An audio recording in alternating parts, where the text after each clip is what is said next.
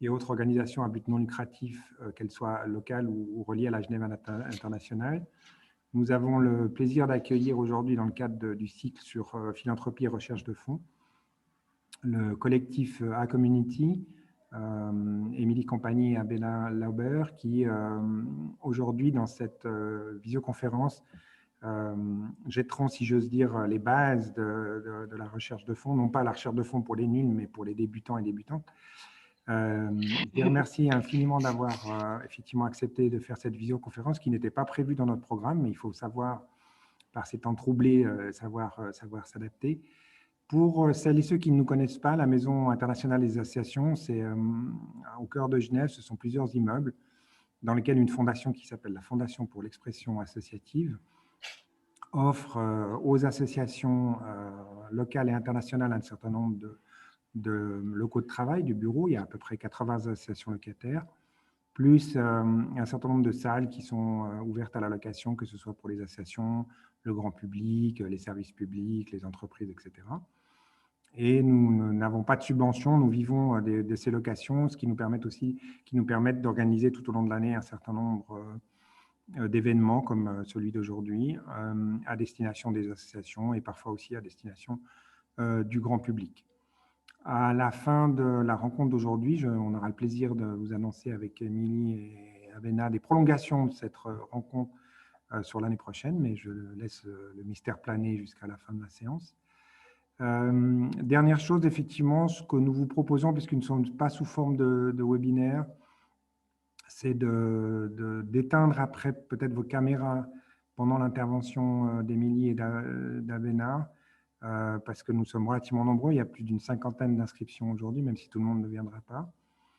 Et puis, pour les questions, alors plutôt d'attendre effectivement vers 12h30, la fin des vers 13h30, la fin des interventions d'Émilie et Abena.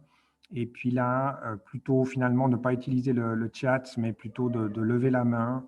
Et à ce moment-là, elles répondront à vos questions. Si on n'a pas le temps dans le délai imparti, vous aurez aussi la possibilité de les faire par mail.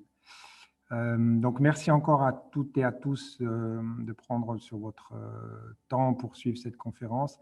Et merci d'avance à Émilie et à Abena pour cette présentation.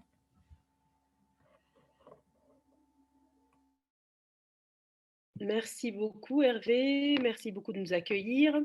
Donc comme Hervé l'a dit, Émilie et moi-même, on est donc un collectif de consultantes en collecte de fonds et on existe depuis fin 2017. Et donc, notre objectif, c'est vraiment d'accompagner des petites et moyennes structures, voire des fois même des plus grandes, autour des questions de collecte de fonds, de les aider au niveau stratégique pour formuler des stratégies de collecte de fonds, la diversification, aussi au niveau opérationnel, si les organisations ont besoin donc, de soutien pour mettre en œuvre des actions de collecte de fonds. Nous avons aussi créé, avant le Covid, une branche où on souhaite vraiment réunir plusieurs acteurs autour de la collecte de fonds ou des personnes qui sont liées de près et de loin. Ce n'est pas toujours des experts qui font que ça, certains font ça et beaucoup d'autres choses pour pouvoir échanger sur la question de collecte de fonds. On est aussi très impliqué dans ce qui est le renforcement de capacité, car on est convaincu qu'en donnant des outils et en partageant de l'expertise avec les différentes organisations, on peut leur donner, les aider à vraiment développer des compétences qu'ils ont déjà pour faire ce travail qui n'est pas toujours très simple. Et donc, en 2018 est né le Fundraising Bootcamp, qui est pour nous une manière de transmettre nos 20 ans de connaissances à Émilie et moi-même dans différents secteurs de la collecte de fonds pour vraiment renforcer les capacités et on le fait d'une manière collaborative et participative. On veut vraiment que l'intelligence collective prime et qu'on arrive à transmettre ces connaissances aux organisations. Donc aujourd'hui, vous allez faire un petit peu l'expérience de comment on travaille. Donc c'est vraiment un petit aperçu et on souhaiterait ici avec vous provoquer une réflexion autour de vos activités de collecte de fonds si vous le faites ou si vous allez peut-être le faire ou si vous connaissez quelqu'un qui le font. On ne sait pas vraiment pourquoi vous êtes tous là, mais en tout cas, on espère vraiment ouvrir une discussion, permettre une réflexion autour de la collecte de fonds et que n'hésitez pas à nous poser des questions, comme l'a dit Hervé à la fin, notez-les si vous avez des questions et on va vous demander de participer. Donc, normalement, nos ateliers sont dans des groupes de pas plus de 20, une vingtaine de personnes, donc on est vraiment en interaction, mais vu qu'il y en a plus ici, on va vous demander de participer au travers, vous verrez, d'un questionnaire en ligne. Donc, ayez vos téléphones. J'espère que vous avez tous Internet, sinon vous ne serez pas là. Et puis, voilà. Donc, merci d'être là. Et en gros, voilà. Ça, c'est ça pour nous. Super, merci beaucoup. Bonjour à tous. Alors, j'essaie de continuer à faire rentrer quelques personnes en même temps, mais on est multitâche dans la collecte de fonds. Alors, est-ce que tout le monde voit bien le cycle de financement? Ok. Alors, on base en général nos interventions sur ce qu'on appelle le cycle de financement. Donc, juste une petite introduction à ce sujet pour ceux ou celles qui en ont pas forcément encore entendu parler. Les personnes qui font peut-être de la collecte de fonds de manière un petit peu plus extensive, vous avez sûrement déjà ces connaissances. Dans tous les cas, c'est toujours bon d'avoir un petit rappel. La collecte de fonds, ça c'est vraiment ce qu'on appelle la base de la collecte de fonds. Donc, il va y avoir différentes étapes qui sont clés. Et l'idéal, c'est d'avoir vraiment toutes ces étapes en tête pour pouvoir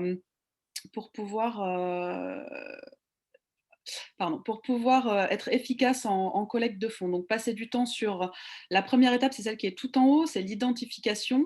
Donc là, on parle vraiment de prospects, c'est-à-dire de potentiels donateurs, la qualification, la cultivation, la sollicitation, la fidélisation. Et en fait, quand on maîtrise un petit peu toutes ces étapes-là, c'est là où on peut vraiment commencer à réfléchir, à avoir une stratégie. Donc, on va passer à travers les définitions de chacun de ces mots pour déjà ne serait-ce qu'avoir chacun un petit peu le même langage, parce qu'on s'est vite rendu compte avec Abina en créant les ateliers qu'en collecte de fonds, on faisait un peu tous la même chose, mais on ne parlait pas forcément tous le même langage. Donc, comme ça, on aura déjà un petit peu le même vocabulaire. Et l'intervention d'aujourd'hui, ça va vraiment passer un petit peu sur toutes ces étapes. Donc, identification, qualification, ensemble. Ensuite, cultivation, sollicitation, fidélisation, et puis une petite partie juste outils, stratégie, pour que vous puissiez du coup regarder un petit peu où vous en êtes à chacune de ces étapes et puis voilà, susciter un petit peu de réflexion, à ce niveau-là. Voilà. Alors, donc, quelqu'un pose une question, est-ce que le PowerPoint sera disponible après? Je vous réponds que oui. Voilà. Donc, pour aller dans les définitions, l'identification, qui est toute la première étape, c'est rechercher tous les donateurs potentiels indépendamment de leur type. Donc, organisation, particulier, fonds privés, fonds publics. Donc, c'est vraiment récolter, ratisser large pour trouver toutes les personnes qui pourraient potentiellement vous soutenir. Voilà, la qualification ensuite, c'est qu'une fois que vous avez, comme disait Abina, ratissé large, comme ça, vous allez vraiment sélectionner parmi tous les prospects identifiés ceux qui pourraient soutenir votre organisation, vos activités, en fonction des critères de correspondance. C'est-à-dire rechercher vraiment avec quel bailleur, avec quel donateur vous êtes aligné et là où il peut vraiment y avoir un intérêt pour une collaboration et un échange. Une fois cette phase accomplie, qui prend un certain temps pour vraiment voir les critères vis-à-vis de votre mission et celle des personnes que vous avez trouvées et que vous avez maintenant priorisées dans cette phase de qualification, ce sera l'étape suivante qui est une prise de contact avec ces personnes d'une manière ou d'une autre pour construire une relation de confiance avec les prospects donc qualifiés et à qui vous souhaitez demander des fonds et interagir avec eux pour solliciter leur intérêt et les informer de votre mission et de votre impact. Donc, en gros, vous prenez contact avec eux et puis vous leur expliquez pourquoi votre cause, elle est juste magnifique et pourquoi vous allez impacter un vrai changement. Donc, du coup, cette phase-là est différente pour chaque type de différents bailleurs, en fait, ou de donateurs potentiels. Ensuite, on arrive à la sollicitation, donc qui est vraiment l'étape où on demande de l'argent. Donc déjà, pour les personnes qui pensent que la collecte de fonds, c'est juste paf, on demande de l'argent et c'est bon. On voit qu'il y a déjà bien d'autres étapes avant à accomplir pour en arriver là. Donc la sollicitation, demander de l'argent par différents biais. Donc bien sûr, il y a différentes manières qu'on verra un petit peu plus en détail plus loin. Mais voilà, il peut y avoir des appels à projets, des demandes écrites, des demandes verbales, des campagnes, etc. Et voilà la fidélisation. Donc, de la même manière, des fois, on pense que l'argent tombe du ciel et puis que du coup, une fois qu'on l'a, c'est notre dû. Ben non, il y a toute une phase qui est autour, qui s'appelle la fidélisation, mais qui prend en compte différentes choses. C'est vraiment maintenir une relation de confiance avec ses donateurs à travers des actions stratégiques pour remercier, reconnaître, informer et informer dans le but de renouveler leur soutien. Et je dirais aussi sur un point de vue juste de humain, d'une reconnaissance comme on ferait quand on va dîner chez quelqu'un, ben, on dit quand même merci, on prend ce temps aussi pour dire ce qui a été sympa et comment les choses se sont bien passées ou pas. Donc c'est une phase qui est souvent oubliée et qui est vraiment très utile. Tout à fait. Et donc, une fois qu'on est passé à travers ces 5 étapes, on a la partie stratégique. Donc, où là, on va vraiment chercher à développer un ensemble d'actions cohérentes qui prennent en compte les ressources de votre organisation, la complexité de votre environnement externe, ainsi que vos objectifs afin de définir et planifier des actions permettant d'obtenir des fonds pour vos activités ou votre organisation et ou votre organisation.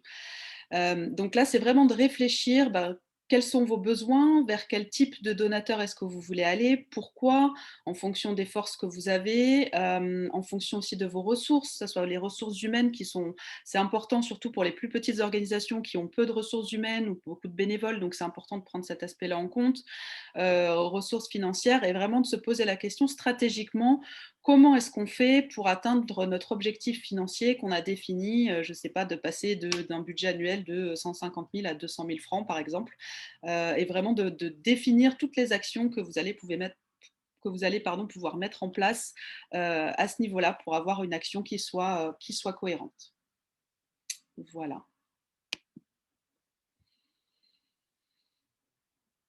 Abina, tu es en muet. Ce que je proposais, c'est de juste retourner sur le premier slide du cycle de financement, parce Oui. qu'il y a juste un point qui est très intéressant. C'est, comme vous voyez, toutes ces étapes se font l'une après l'autre. Et une fois qu'on arrive à l'étape de fidélisation, une fois que c'est fait, on retourne à l'étape de la cultivation. On n'a pas besoin de re-identifier quelqu'un qui a été déjà identifié. Donc, en gros, de bien comprendre ce schéma vous permet vraiment de faire des décisions stratégiques, mais aussi d'économiser du temps et comment dire, de vraiment multiplier vos efforts, en fait, et d'être très efficace. Voilà. C'est tout. Ok. Petit commentaire. Alors, hop, c'est bon pour le slide? Oui. Alors, comme on vous a dit, on souhaiterait que vous participiez donc à ce webinaire et on va vous poser des questions. Et pour ça, après, on va vous inviter à aller sur menti.com, mais on vous montrera le slide après. Mais la première question, elle est sur l'identification et la qualification. En moyenne, combien de temps cela prend pour prospecter et qualifier un donateur potentiel? Donc, comme vous avez vu, prospecter, c'est trouver, ratisser large, toutes les personnes. Et puis après, sur ces personnes, de dire qui vraiment pourrait potentiellement donner de l'argent pour ma cause. C'est vraiment la recherche que vous allez faire sur un donateur. Combien de temps est-ce que vous allez pouvoir y passer en moyenne? Donc, on vous invite à aller maintenant sur menti.com, soit sur vos téléphones, soit sur votre écran, www.menti.com.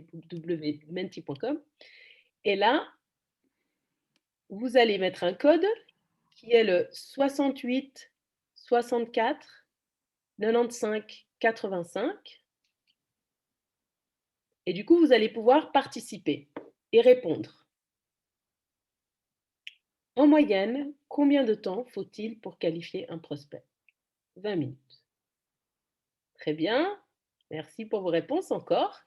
Bon, vous êtes une bonne 43, donc c'est bien si tout le monde peut jouer le jeu ou une grande partie. Ok, intéressant. Alors, on a 20 réponses et moi j'ai 43 participants en ligne, donc on va en attendre encore un petit peu. Bon, ça penche beaucoup sur le temps quand même, Émilie. On voit que les gens se disent que c'est pas si rapide que ça. C'est bien, c'est bien. Ouais. 27 ont participé. Ok, est-ce qu'il y a encore quelques réponses? Bon. C'est déjà pas mal, hein. On a 2/3 qui ont participé plus ou moins, donc vraiment, merci beaucoup. Bah, du coup, regardez un petit peu les réponses. On voit que 14 personnes disent que pour un prospect, ça prend 30 minutes. Et puis, 9 personnes disent qu'en 20 minutes, ça prend à peu près 20 minutes. Et 4 disent 4 minutes. 15 minutes. 15 minutes, pardon, excusez-moi. Donc, en gros, on va vous dire ce que nous, on pense. Partons sur le slide. Hop. Du coup, tu veux partager notre réponse, Sabina? Oui, mais je crois que... Ah oui, c'était toi. Ah ben, t'as mis le slide? Ah, j'y vais. Non, non, mais après, c'est le message, c'est le message clé. Ah oui. Mais effectivement. Ouais, en fait, j'allais dire sur le même slide, en fait, ouais. Donc, c'est 15 pour nous, on compte en moyenne 15 minutes par prospect. Donc, ça peut descendre jusqu'à 10 minutes, mais il faut savoir qu'on a l'habitude de le faire. Donc, effectivement, ça peut être entre 15 et 20 minutes, mais là, ce qui est important, c'est que ça prend du temps. Ça prend du temps. Donc, voilà, on voit que vous êtes plutôt dans la moyenne. 30 minutes, c'est possible, hein, c'est possible suivant la complexité, mais sachant que si vous devez en chercher plusieurs, ça fait beaucoup, beaucoup de temps. Il y a des manières d'être un peu plus efficace. Tout à fait. Donc, le premier message clé qu'on voulait vous transmettre sur cette première étape, enfin, ces 2 premières étapes d'identification et de qualification, c'est prenez le temps d'effectuer des recherches poussées pour assurer un meilleur succès et gagner du temps lors des prochaines étapes. Donc, des recherches poussées, c'est bien. Après, il faut faire attention à aussi trouver des moyens et des petites astuces pour être un petit peu plus efficace, notamment quand on fait la qualification. Il faut savoir trouver, en le faisant assez régulièrement, on apprend à où trouver exactement les informations, quelles informations est-ce qu'il faut aller chercher pour être sûr que voilà, vous êtes peut-être éligible ou pas pour ce bailleur ou ce donateur spécifique. Donc, c'est d'essayer de trouver vraiment déjà d'avoir un petit peu tous les critères qu'il faut passer en revue. Donc, quelle est la mission, quelle est la zone géographique, si c'est pertinent pour vous, sur laquelle le bailleur intervient. Il y a des personnes des donateurs qui vont financer vraiment que en Suisse, d'autres qui vont financer à l'international. Si c'est à l'international, c'est dans quel pays? Donc, est-ce que ça colle par rapport à votre activité, par rapport à la zone géographique? Est-ce qu'il y a des délais, des deadlines à respecter, quels sont les critères après un petit peu plus spécifiques. Il y a certains bailleurs, le fonds de soutien Migros par exemple, le 1% culturel demande à ce qu'il y ait un budget annuel qui soit de minimum 300 000 francs pour une organisation. Donc après, il peut y avoir vraiment des critères assez spécifiques comme ça. Donc c'est vraiment prendre le temps de faire toutes ces recherches-là. Et puis, on le verra plus tard, d'avoir ça idéalement rassemblé forcément quelque part pour vous permettre vraiment d'être beaucoup plus efficace par la suite, parce qu'une fois que vous allez pouvoir passer vraiment à la partie cultivation, sollicitation, bah, vous allez avoir un petit peu tous les éléments en main pour pouvoir avancer. Et je pense que ce qui est aussi très important, ce que Émilie vient de dire aussi, c'est d'avoir une base de données où mettre ces informations. Donc, que ce soit collecté d'une manière qui est accessible et facile à traiter. Parce que le mettre dans un document Word l'un après l'autre, ça va être très compliqué d'en faire quelque chose après. Certaines personnes ont d'autres systèmes, mais on peut faire des choses très simples. Donc ça aide à être plus efficace. Comme Émilie a dit, les critères sont définis, c'est dans un document où on peut tout de suite mettre les informations. Puis après, il y a d'autres astuces, par exemple sur le site internet, de faire des contrôles F avec des mots-clés. Ça permet, parce que des fois, certains sites internet sont très mal faits, et donc du coup, ça permet d'aller directement à la page sans chercher des heures et des heures. Donc c'est des petites choses comme ça, des petites astuces que vous pouvez développer pour être plus efficace aussi. Et c'est surtout la régularité aussi, de faire ça d'une manière régulière. Oui, tout à fait.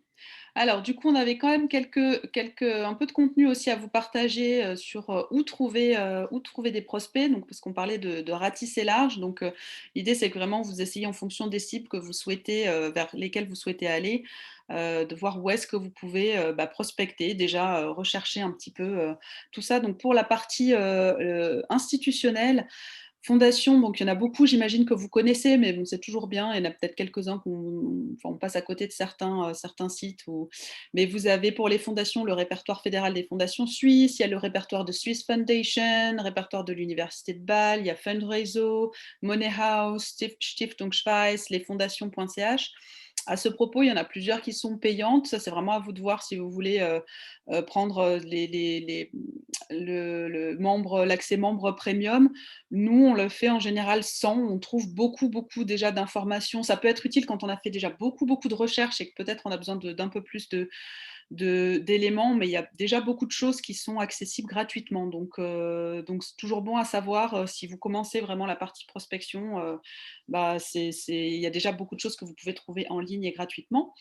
Si vous vous dirigez aussi vers des entreprises, il y a les registres de commerce, il y a Compass, Swiss Firms, les fonds publics, bien sûr, République et le canton de Genève, la ville de Genève, vous avez toutes les communes du canton de Genève et bien sûr, ça s'applique aussi aux autres cantons en Suisse. Les réseaux institutionnels, vous avez la Fédération genevoise de coopération, vous avez la Chambre d'économie sociale et solidaire, Réseau suisse éducation coopération internationale. Alors c'est juste c'est pas exhaustif bien sûr, mais ça donne déjà quelques pistes. Après, vous pouvez aussi voir avec votre réseau, peut-être que les membres de votre conseil d'administration ont aussi accès à certaines organisations. Vous avez un réseau local, il y a LinkedIn pour faire quelques recherches, il y a des appels à projets aussi, donc là un peu plus international, Funds for NGOs, éventuellement pour les plus grosses organisations, les sites gouvernementaux d'autres pays, DFID, USAID, la DDC bien sûr pour la Suisse, voilà, il y a pas mal d'appels aussi même au niveau des pays nordiques, Norvège, etc. Donc, par rapport aux grands donateurs, donc on parlait de différents types de cibles pour récolter des fonds. Il y a les contacts relationnels, donc membres du comité d'administration aussi, le réseau local, entre pairs aussi, donc des personnes qui sont liées aux grands donateurs, des réseauteurs. Il y a l'Internet, donc sur LinkedIn, les recherches sur Google, les membres des CA, rapport annuel des fondations avec les donateurs. Donc, on peut tous chercher des personnes là-dedans, registre commerce, Money House. Mais je tiens à dire que ça ne suffit pas juste d'aller sur une liste et se dire, bon, ben voilà, cette personne a amplement de fonds et puis se dire, ben voilà, je vais le contacter comme ça. Il y a plusieurs éléments qui sont importants avant de commencer une stratégie grand donateur. Il faut déjà être sûr, faire des recherches, une qualification. Est-ce qu'il y a un vrai intérêt et est-ce qu'il y a un lien et est-ce qu'il y a des informations qui montrent que cette personne est intéressée par la philanthropie. Et c'est vraiment par introduction ou par connexion. Ça prend du temps et c'est pas juste on voit le nom, puis on peut essayer, envoyer un email. Ça peut fonctionner, mais il y a quand même pas mal de choses à mettre en place. La presse, pareil. Donc, on peut chercher des noms dans le bilan Richlist qui sort chaque année, Forbes, les journaux, Le Temps, Hebdo et autres. Donc, voilà. Après, il y a aussi des événements, par exemple d'aller à des événements. Donc là, on peut rencontrer des grands donateurs ou même des moyens donateurs, suivant le calibre de l'événement. Donc il y a des conférences, des soirées de gala, des ventes aux enchères, d'art, des événements dans des banques, événements autres tels que des courses de chevaux, des spectacles, Formule 1, tous ces endroits où les personnes avec une certaine fortune peuvent côtoyer, sachant qu'il faut qu'ils soient intéressés, c'est pas parce qu'on a de la fortune qu'on est un philanthrope. Les réseaux, les Rotary Lions Club, les Family Office, les clubs de golf, la Fondation pour Jet Network, la Fondation pour Genève, pardon, qui a un réseau ici, les clubs philanthropiques, les clubs nautiques, le Grand Théâtre, voilà, et d'autres idées. En fait, vraiment rester créatif et demander dans son propre réseau à soi, c'est sûr. Voilà. Voilà. Donc voilà pour la partie identification et qualification. Donc une fois que vous avez fait un petit peu tout ce travail, donc ces deux parties-là, c'est vraiment de la recherche, c'est vraiment d'aller fouiller, d'essayer d'élargir le plus possible, de trouver toutes les informations qui sont essentielles pour savoir si vous pouvez aller plus loin avec tel ou tel donateur.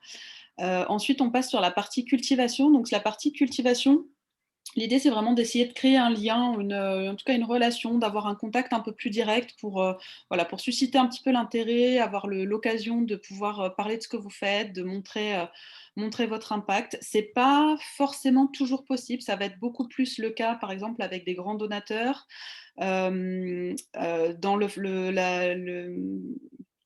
le financement, la collecte de fonds institutionnelle, si on peut, forcément, c'est toujours bien de le faire parce qu'on essaie vraiment là de créer une relation. C'est moins ce qu'on appelle des cold contacts, enfin des contacts froids.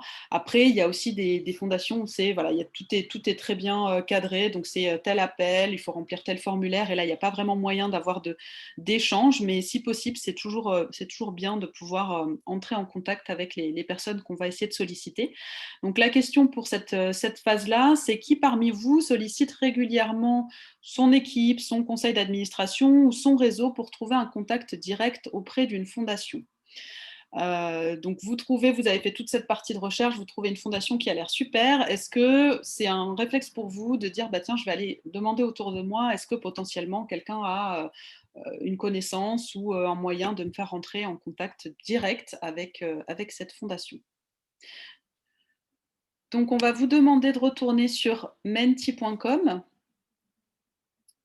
et de répondre à et de répondre à cette question-là en ligne. Hop. Voilà. Donc, vous avez le code qui s'affiche en haut, donc menti.com, et vous rentrez 95 30 76 19. Et si vous pouvez nous dire si vous n'y avez jamais pensé avant à solliciter votre réseau, si vous y avez pensé mais que vous ne le faites jamais, est-ce que vous le faites parfois, est-ce que vous le faites systématiquement?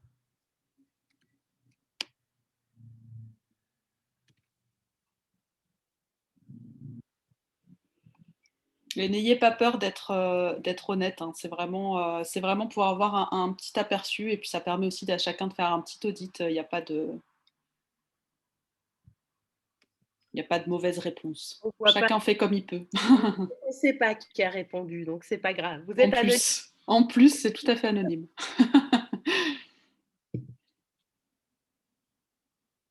Systématiquement 12. C'est pas mal, hein, c'est pas mal. Ouh. Alors, on a 22 réponses. Ça monte encore un petit peu.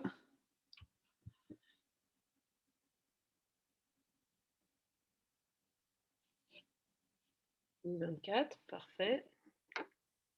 C'est chouette que vous participiez, merci beaucoup. Mhm, Très intéressant. super. Ok, merci.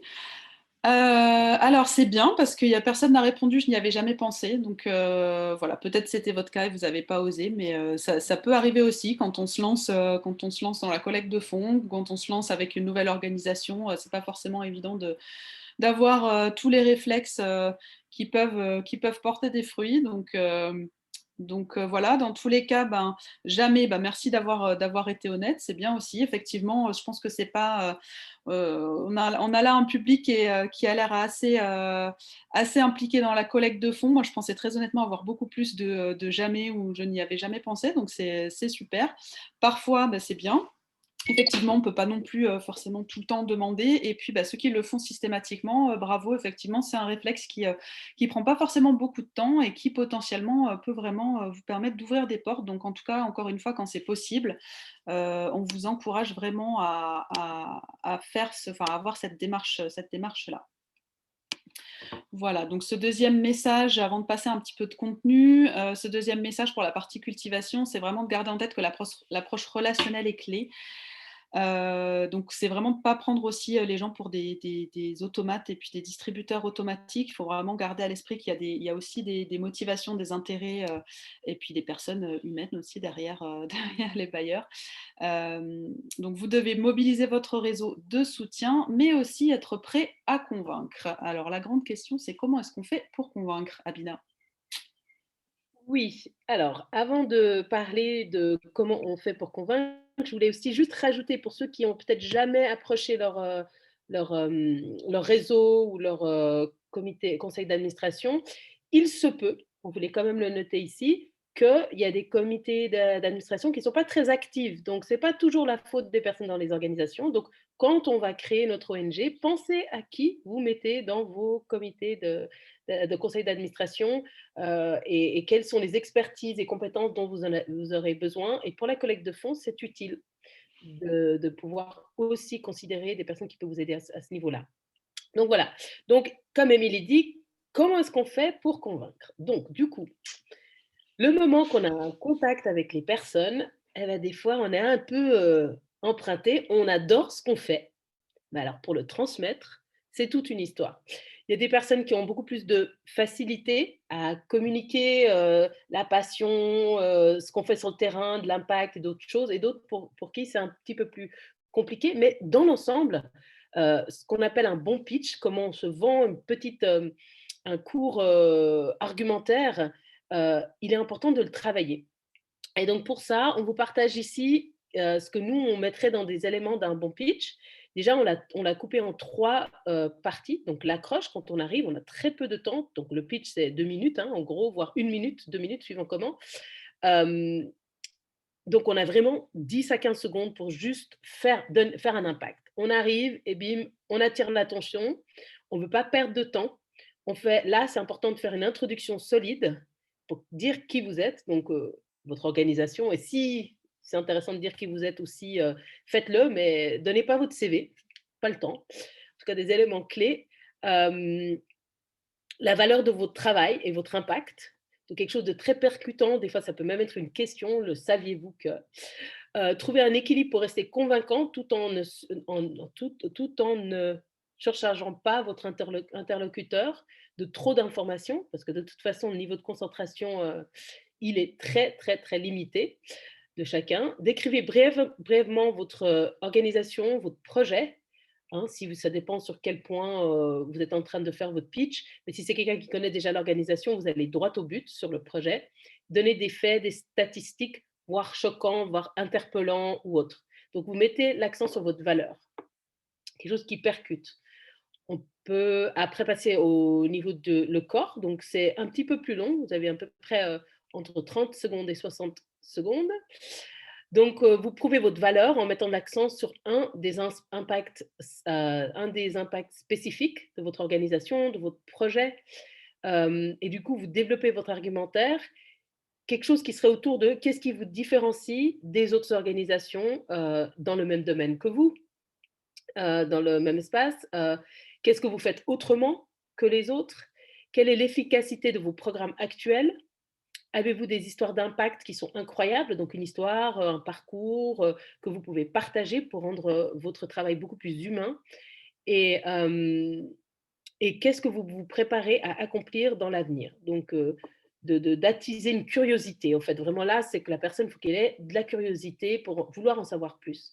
La conclusion, entre 15 et 20 secondes. Donc là, à ce moment-là, c'est important. Beaucoup de gens, comme disait Émilie, ils font de la collecte de fonds, ils disent: «Mais j'ai pas d'argent». Mais en fait, soit j'ai pas demandé, ou même si j'ai pas eu le rendez-vous d'après, il n'y a pas une vraie demande. Donc, dans toute bonne présentation, c'est important de conclure. Voilà. Donc, avec cette conclusion, on veut faire une demande spécifique. Donc, sachant qu'un pitch, on ne le fait pas à chaque fois que pour demander de l'argent, ça peut être à plusieurs étapes du cycle de financement. Par exemple, dans la cultivation, à un moment donné, quand vous avez rencontré la personne et ce n'est pas encore le moment de demander des fonds, mais vous voulez l'inviter à un événement, vous voulez lui permettre d'en savoir plus. Donc, du coup, vous pourrez finir en disant: est-ce que je pourrais vous envoyer notre newsletter, notre rapport dans ce cas-là. Par exemple, si vous voulez vraiment des fonds, vous allez dire: est-ce que vous êtes d'accord de nous soutenir sur le projet? Voilà nos besoins. Donc, du coup, il faut en parler. Donc, des choses très, très, très concrètes. Ça peut aussi juste être: rejoignez notre campagne de nos réseaux sociaux, mais il faut vraiment conclure avec quelque chose de clair. Donc, votre demande façonne l'ensemble de votre argumentaire. Plusieurs variantes du pitch sont donc possibles. Donc, vous savez, ça peut être pour plusieurs choses. Sachant que oui, le pitch, c'est important de le faire, mais l'idée, c'est pas juste de balancer son pitch et de sourire, c'est une interaction. Il faut prendre en compte la personne qui est devant. on peut poser des questions. Voilà, c'est une accroche, c'est une façon de rentrer en contact et de dire d'une manière très courte qui on est, parce qu'à certains moments, on n'a pas le temps d'une heure pour avoir cette attention. Voilà. Et si je peux rajouter, c'est important de vraiment le pratiquer, pratiquer, pratiquer pour prendre confiance, parce que du coup, il va aussi avoir le langage corporel et la manière dont on s'exprime qui va être vraiment très important. Donc montrer que vous êtes à l'aise, et puis, les personnes qui vont vendre entre guillemets, hein, le mieux, leur projet ou ce qu'ils font, c'est vraiment aussi les personnes passionnées. Donc parfois le stress peut, un peu annihiler cette passion, mais c'est important de faire passer, voilà, vos motivations et puis, ce en quoi vous croyez. Tout à fait. Et une chose que j'ai oublié de mentionner aussi, le fait que tu rajoutes ça, c'est un point très important. C'est aussi attention au jargon technique. Ouh là là. Très attention que c'est des gens qui arrivent avec des ordinateurs très, très, très techniques. Et là, suivant qui vous avez en face, c'est important de vraiment savoir qui vous avez en face, vous risquez de perdre les gens. Là, on est vraiment dans passer l'émotion, la passion, comme dit Émilie, montrer vraiment votre impact, des histoires de personnes, de créer ce lien humain, en fait. Donc, voilà. Tout à fait. Donc, Suivant. non, voilà, donc ça c'est bon. Le suivant, maintenant qu'on a cultivé, et on prend le temps, s'il vous plaît, de cultiver quand c'est possible. Émile a dit dans certains cas, avec les fondations, on n'a pas cette possibilité d'avoir ces échanges, mais avec certains petits donateurs, des grands donateurs, voilà, et il ne faut pas tout de suite rencontrer la personne, lui demander de l'argent, il faut laisser le temps justement qu'ils prennent connaissance avec votre organisation et votre cause. Donc maintenant, quand ça c'est fait, on passe à la phase sollicitation. Donc nous, on aimerait vous demander quel est le taux moyen de réponse positive en collecte de fonds institutionnels, donc aux fondations, aux fonds publics. Donc quel est le taux de conversion? Donc, ça veut dire que combien de demandes est-ce que j'envoie et quelles sont les réponses positives, en fait, en pourcentage. Voilà. Donc sur 100 demandes, par exemple, combien est-ce qu'en général, des associations ou ONG reçoivent de réponses positives? Sachant que bien sûr, ça peut varier un petit peu, mais il y a quand même des tendances. En moyenne. Voilà. Et pour ça, on vous demande d'aller de nouveau sur Mentimeter et de mettre le code 16 12 62 07. Je vais le mettre dans le chat box, on me l'avait demandé. 16 12 62 07. 50%, wow! Voilà.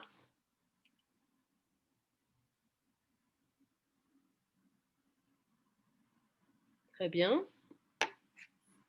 Ouh, ça hésite, hein. Peut-être un peu moins.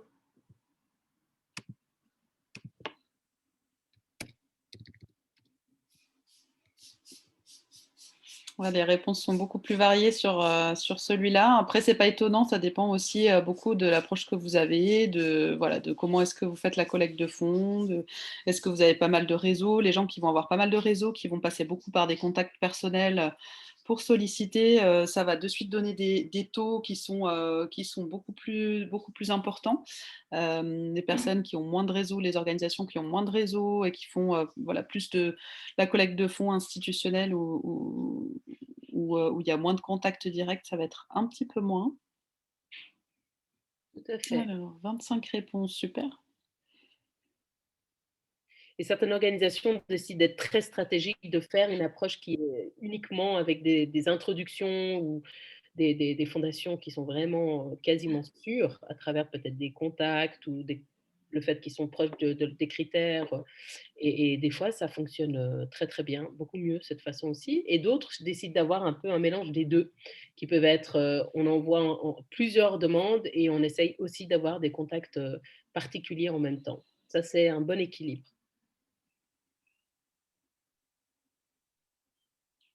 Alors, quelle est la tendance que nous, on voit en général?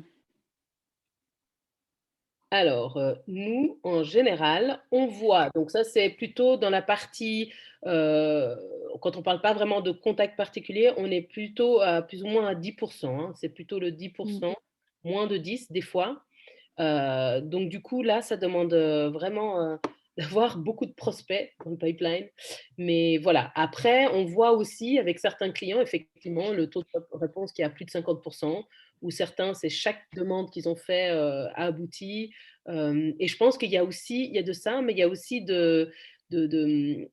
quel type de projet on a, ça va aussi impacter, donc pas seulement la qualité de la façon dont on présente le projet, mais quel type de projet. Il y a certains projets qui sont très tendance et qui ont peut-être plus de fonds parce qu'ils sont peut-être nouveaux ou les donateurs voient qu'il y a un vrai besoin, donc ils sont peut-être plus financés. Il y a aussi plusieurs facteurs à prendre en compte. Voilà. Donc, notre message pour vous, c'est ayez toujours un nombre suffisant de demandes de financement à faire pour assurer le financement de vos projets. Et cela nous ramène donc à la phase d'identification et de prospection, qu'on a dit que c'est quelque chose qui doit être fait sur la durée. C'est vraiment d'avoir assez de personnes, assez de prospects dans le pipeline, donc dans votre canot de potentiels donateurs prospectifs, parce que justement, si on sait que le taux est plutôt bas, il faut envoyer quand même un nombre important de demandes. Par exemple, je ne sais pas, pour 100 000 francs, un projet de 100 000 francs, il faudra envoyer peut-être pour 400 000 francs, suivant même plus. Et on parle de nombre, ce n'est pas que le montant, c'est aussi le nombre de fondations auxquelles on envoie. Donc voilà. Et par rapport au montant, certaines personnes nous demandent des fois, alors c'est quoi le bon montant? Ben, ça fait partie aussi de vos recherches en termes de qualification. Essayez de voir ce que les fondations donnent à la base à leur projet. Certains donnent les informations, d'autres non. Mais par exemple, une astuce peut être de regarder dans les rapports annuels le budget total de l'organisation, de la fondation ou l'institution. Et s'ils ont financé une dizaine de projets et ils avaient 100 000 francs, on peut se dire, bon, peut-être en moyenne 10 000 francs. On ne va pas demander 50 000 francs quand on sait qu'ils sont financés que 10 projets avec ce projet-là. Voilà. C'est un peu des idées. Après, c'est très approximatif. On peut demander au téléphone. Certains donnent des brackets, comment on dit, des fourchettes. Des fourchettes et d'autres, rien du tout. Voilà. Et donc, comme Abina disait, c'est vraiment important. On a eu la question plusieurs fois dans les ateliers qu'on avait faits. Est-ce qu'il faut demander plus? Oui, il faut toujours demander plus parce que c'est un taux de conversion à 100%, c'est rare ou quasiment impossible. Donc il faut vraiment avoir une démarche proactive et essayer de demander toujours un peu plus voire même pas mal plus pour être sûr que votre projet puisse être financé à 100%. Après, il y a aussi différentes façons de demander des fonds. Donc, c'est important de demander, dans la mesure du possible, de demander par différents biais. Donc, pas seulement via des demandes de financement institutionnel, par exemple. Alors après, bien sûr, tout dépend de la taille de votre organisation, tout dépend de votre capacité. Si vous êtes une toute petite structure et que des bénévoles, ben, peut-être que si vous voulez vous concentrer que sur de la demande de fonds institutionnels et que sur les fondations, bah, pourquoi pas. Après, si vous avez un petit peu plus de ressources, c'est bien d'essayer de diversifier. Donc, le but, ça ne va pas être de faire tout ce qui a écrit là. Là, c'est juste quelques idées, mais vraiment pour vous montrer juste sur un slide le nombre de possibilités qu'il y a de demander des fonds. Donc le but, c'est sûrement pas de tout faire, c'est impossible, mais vraiment de voir là où peut-être il y a des choses que vous pourriez mettre en place et qui pourraient vous permettre de diversifier aussi un petit peu la manière dont vous demandez de l'argent. Donc il peut y avoir tout ce qui est mailing, donc par la poste ou emailing, les événements, il peut y avoir des contacts téléphoniques ou même du démarchage téléphonique, pourquoi pas. Tout ce qui est campagne de crowdfunding, dans la même lignée, campagne digitale ou des campagnes médiatiques. Alors, campagne médiatique, ça coûte quand même relativement cher, sauf si éventuellement il peut y avoir du sponsoring, s'il peut y avoir des contacts ou quelque chose. Du porte-à-porte street marketing, ça c'est plus aussi pour les plus grosses organisations qui vont pouvoir faire appel aussi à des boîtes qui vont faire ce genre de choses. Après, si vous avez pas mal de bénévoles super motivés, pourquoi pas, pourquoi pas. Campagne publicitaire, appel aux dons, donc via votre site internet, d'avoir vraiment des boutons aussi ou des choses qui soient très claires, très visibles. Si vous avez des sites internet, de dire donner, contribuer, vraiment des appels aux dons qui soient clairs dans la newsletter. Après, il y a des formulaires de demande de financement ou des formulaires en ligne qui sont pour les fondations, les bailleurs institutionnels, les bailleurs publics. Via les réseaux sociaux, il y a de plus en plus d'outils qui se développent. Facebook a lancé il n'y a pas si longtemps que ça la possibilité de faire des collectes de fonds directement via Facebook, des partenariats avec les entreprises qui ne sont pas forcément évidents, mais qui peuvent être très très intéressants avec différentes choses, des programmes avec les employés, c'est écrit un petit peu plus bas, mais de la vente de produits ou un produit qui va être labellisé avec votre logo et puis une partie des fonds qui vont être versés à votre association. Le rapport annuel, c'est rare, mais ça arrive, peut aussi servir de demander. Moi, j'ai travaillé avec un client qui sollicitait des fonds pour l'impression des rapports annuels, avec du coup un encart un petit peu comme dans un journal, avec l'encart avec le logo des bailleurs, enfin des donateurs qui finançaient la production du rapport annuel. Ça marchait pas trop mal. Contact direct avec des fondations, des campagnes communes, pourquoi pas. Vous êtes aussi plusieurs associations, ONG, parfois à être actifs dans le même domaine. La mutualisation, c'est de plus en plus d'actualité, de pouvoir vraiment créer des campagnes ensemble ou demander des fonds ensemble, pourquoi pas. Vous pouvez contacter les notaires pour les legs. La fidélisation, on va le voir juste après, mais c'est super important, surtout demander de nouveau et ne laissez pas filer les personnes qui vous ont déjà donné parce qu'ils sont déjà acquis à votre cause. Donc ça serait dommage de les laisser partir. Invitation à des déjeuners, à des événements, et pourquoi pas convertir des petits donateurs en grands donateurs. Donc là, si vous voyez que vous avez des personnes qui ont la capacité de donner plus dans votre base de petits donateurs, il peut aussi y avoir une approche pour voir s'ils seraient intéressés à donner plus. Ou parfois juste avoir une petite campagne pour aussi demander aux petits donateurs est-ce qu'ils pourraient donner un petit peu plus, 5 francs de plus, ou est-ce que c'est quelque chose qui pourrait leur parler. Donc adapter la manière de demander selon le type de donateur, bien sûr, et là, essayer d'être un petit peu créatif et de diversifier au maximum, selon vos capacités, encore une fois. Voilà. Partie fidélisation, donc j'en parlais juste avant, c'est la dernière étape du cycle de financement. Donc là, on va commencer avec une question un petit peu particulière pour Menti, qui utilise des segments de dons pour créer un plan de fidélisation. Donc, on vous en dit pas plus exprès sur ce que sont les segments de dons ou le plan de fidélisation, si jamais il y a des personnes parmi vous qui ne connaissent pas. Donc, c'est un petit peu le but. Donc, qui utilise des segments de dons pour créer un plan de fidélisation?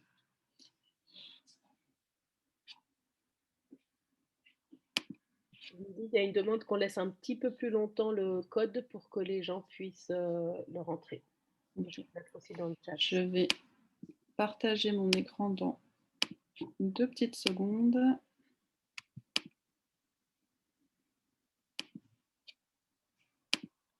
Donc pour ceux qui ne connaissent pas le segment de dons et plan de fidélisation, comme elle a dit Émilie, vraiment, on va vous l'expliquer. Donc, pas de souci. Donc, vous pouvez mettre je n'ai pas de plan de fidélisation, je ne sais pas ce que c'est. Vous pouvez remplir comme ça.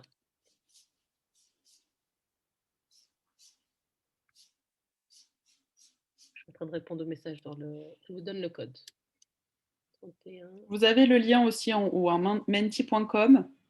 Et dans la barre qui s'affiche, là, c'est 31 29 99 89 pardon, 54.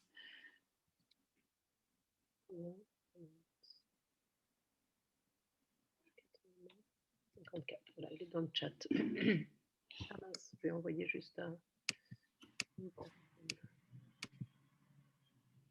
J'envoie à tout le monde.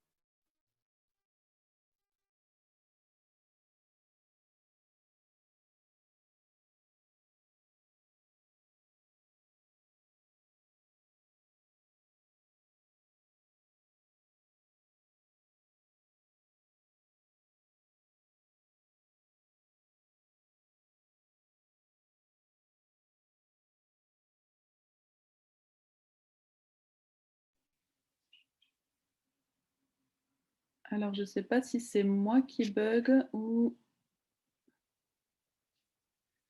si c'est Abina. Est-ce que quelqu'un... Ah, je pense que c'était Abina. Est-ce que quelqu'un peut juste me dire si vous m'entendez bien?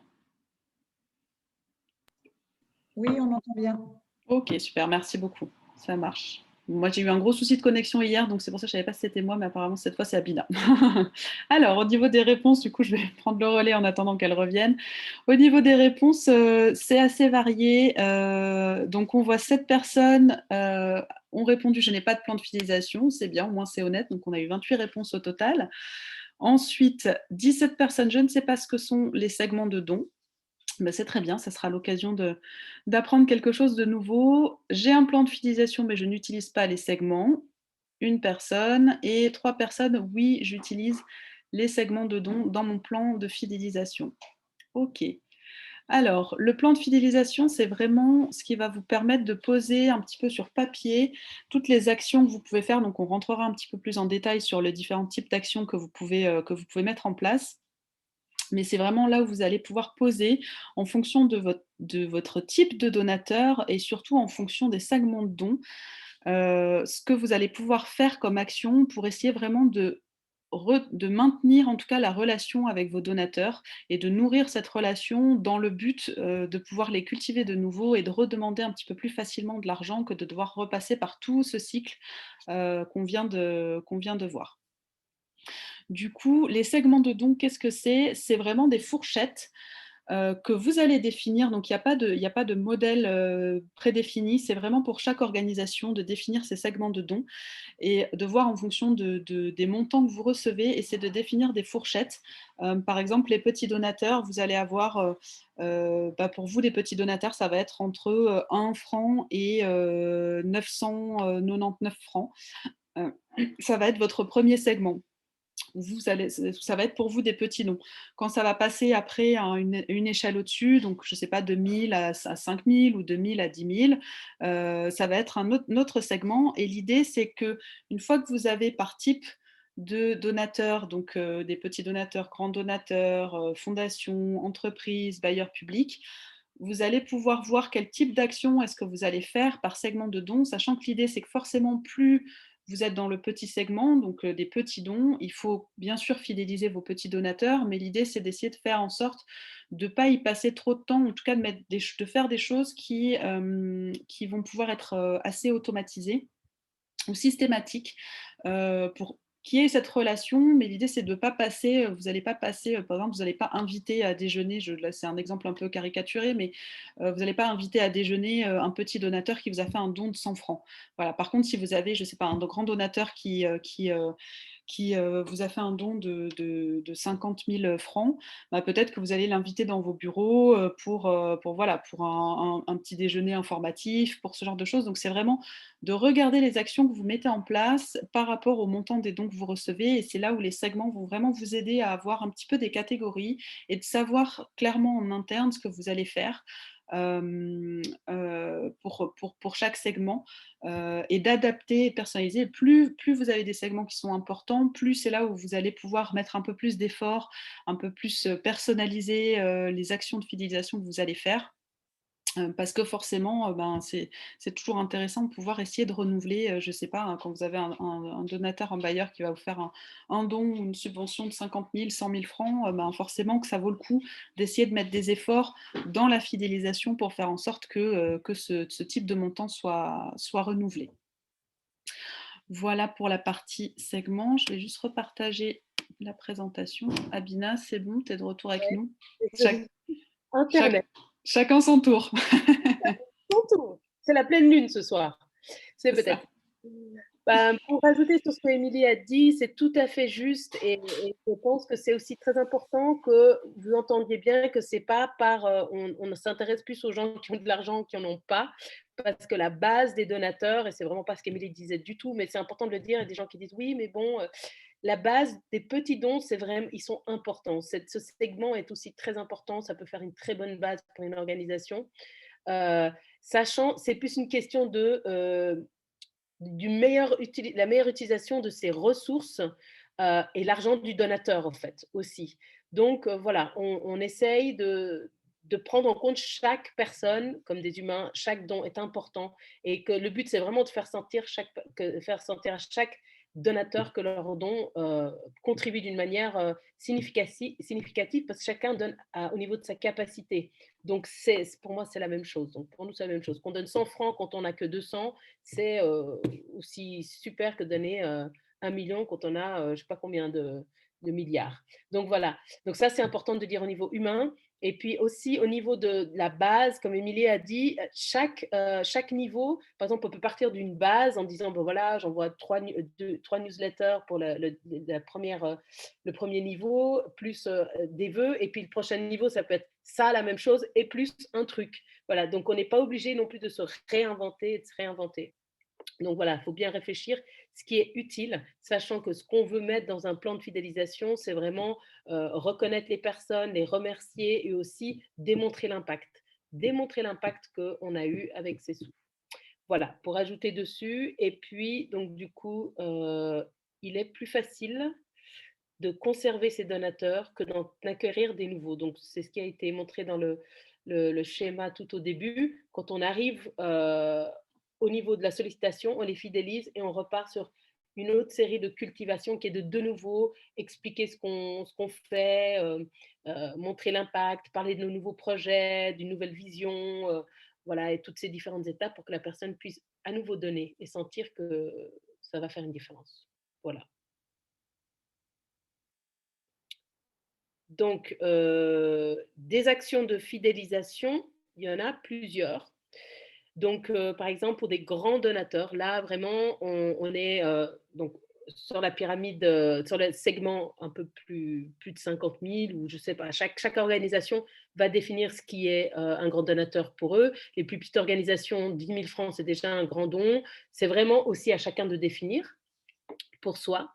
Donc, ce qu'on peut faire, c'est des remerciements écrits ou en personne. C'est toujours très sympa d'avoir une note écrite, un téléphone, créer un sac de grands donateurs qui permet d'avoir des pairs qui échangent des invitations à des déjeuners avec l'équipe ou le conseil d'administration, sachant qu'on ne les invite pas à Chevrier ou je sais pas, tous ces endroits où ça coûte cher, parce que le donateur va se dire, ah ben dis donc, sympa comment on utilise mon argent.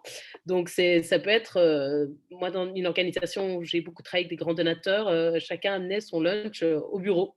Et puis on expliquait un petit peu ce qui se passait, des sandwichs fait maison. Donc c'est important aussi de prendre ça en compte, faire un rapport annuel avec une note personnelle et mobiliser différentes personnes de l'organisation, rapport de projets et d'activités sur lesquels ils ont donné, qui soient personnalisés, et bien comprendre comment le grand donateur aimerait qu'on communique avec lui. Donc, certaines personnes, c'est plus des vidéos, d'autres, c'est des écrits, d'autres ne vont jamais lire un grand rapport. Donc, les impliquer dans la direction, le comité de direction, je pense plutôt, leur envoyer des portraits, des histoires du terrain, mettre leurs donations sur l'Internet avec leur accord, des cartes de vœux de fin d'année personnalisées, signées par le président ou d'autres, invitation à un gala ou un événement, sachant que l'invitation au gala, normalement, les galas sont payants parce qu'on veut lever des fonds, donc c'est possible, sachant que la personne va certainement participer, ou d'autres événements spéciaux. Et on ne va pas parler d'événements ici, mais je voulais juste faire une petite parenthèse. Les événements sont importants que chaque organisation soit stratégique sur le but de l'événement.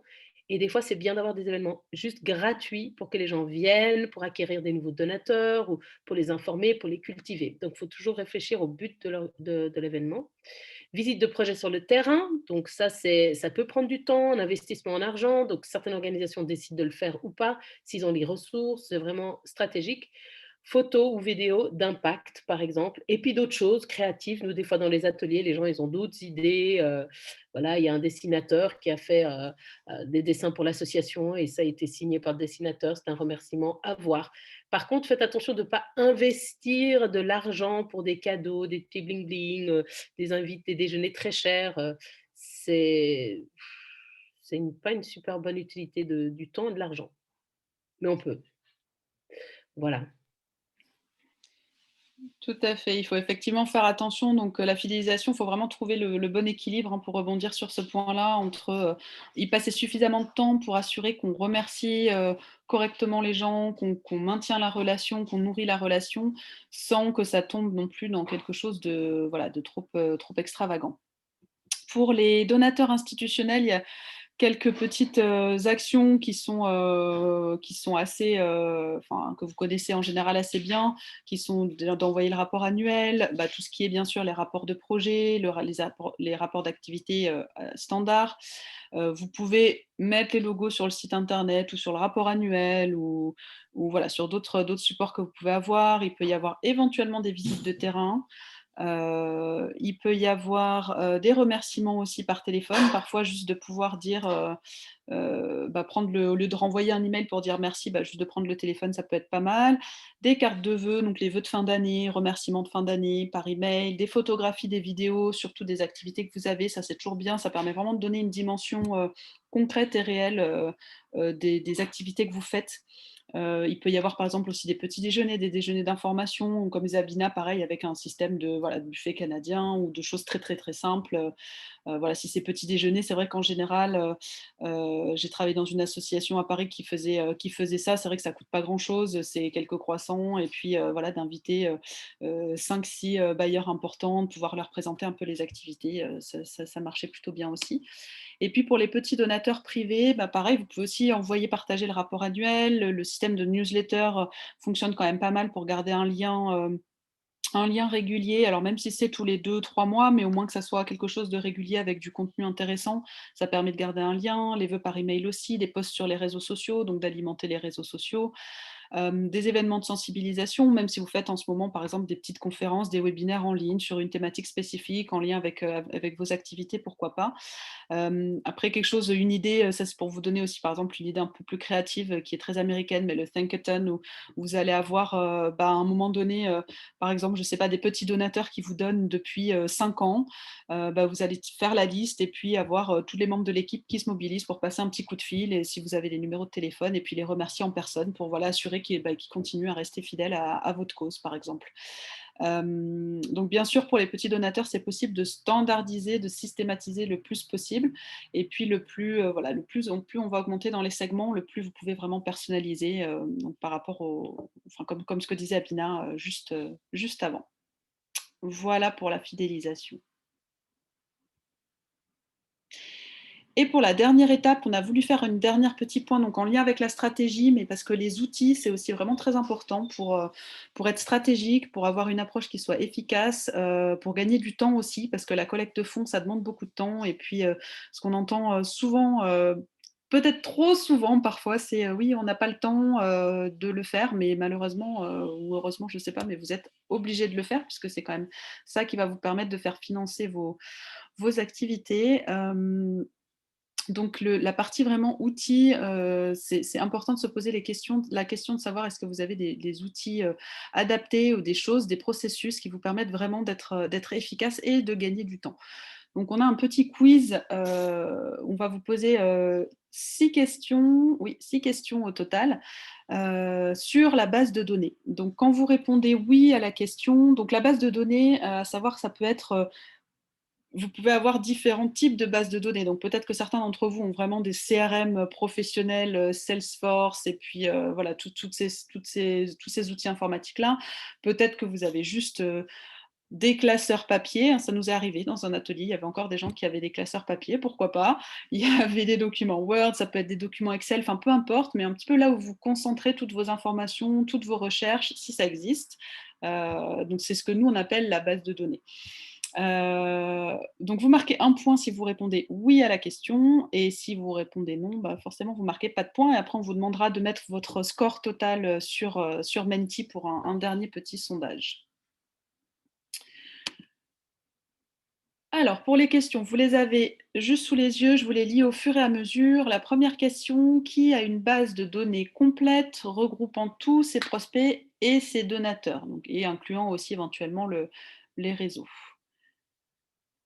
Donc un seul document, peu importe que ça soit un CRM, un document Word, un Excel, un je ne sais pas quoi d'autre, un classeur, mais est-ce que vous avez une base de données déjà, un document, quelque chose qui regroupe un petit peu toutes ces recherches et toutes ces informations sur les prospects et donateurs.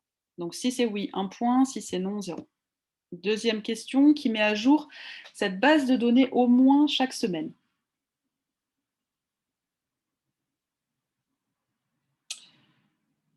Troisième question, qui a un système en place qui permet de traquer les fonds reçus en dehors des relevés de compte? C'est-à-dire, est-ce que vous avez un endroit où vous pouvez aller voir, par exemple, la semaine dernière, combien de... alors, je vois juste un commentaire sur, on vous demandait le code, on va vous donner le code Menti. Après, pour l'instant, juste notez-vous le nombre de points de votre côté, et après, on vous demandera de mettre votre résultat sur Menti. Donc, il y a un système en place qui permet de traquer les fonds reçus hors relevé de compte, c'est-à-dire si je vous demande combien a donné Monsieur X le mois dernier, est-ce que vous pouvez me dire ça? Vous avez un endroit où c'est noté, sans devoir aller vous connecter sur votre banque en ligne et regarder dans les relevés de compte. Qui a une manière facile de trouver le montant de tous les dons d'un donateur depuis ses débuts. Donc pareil, ce monsieur X, si ça fait, je ne sais pas, 5 ans qu'il donne à votre organisation, si je vous demande au total, depuis ses tout débuts, de combien est-ce qu'il a donné, est-ce que vous pouvez me dire ça facilement, pareil, sans aller rechercher dans les relevés de compte de votre banque en ligne sur les, les pages et les pages de 5 années de transactions financières? Cinquième question, qui peut facilement trouver et partager l'information au sujet du dernier contact qu'il a eu avec un donateur. Donc, pour reprendre toujours le même exemple, ce monsieur X, vous lui avez parlé, vous avez eu un rendez-vous, je ne sais pas, le mois dernier, et moi je vous demande de quoi est-ce que vous avez parlé, quels étaient les points importants à prendre en compte, parce que je dois avoir un autre contact avec lui. Est-ce que vous avez la possibilité de trouver et partager facilement cette information? Et dernière question, qui sait combien de demandes de financement doivent être préparées le mois prochain? Voilà, donc pour la partie demande de financement institutionnel. Ok, on vous laisse faire le total. Je vais changer d'écran.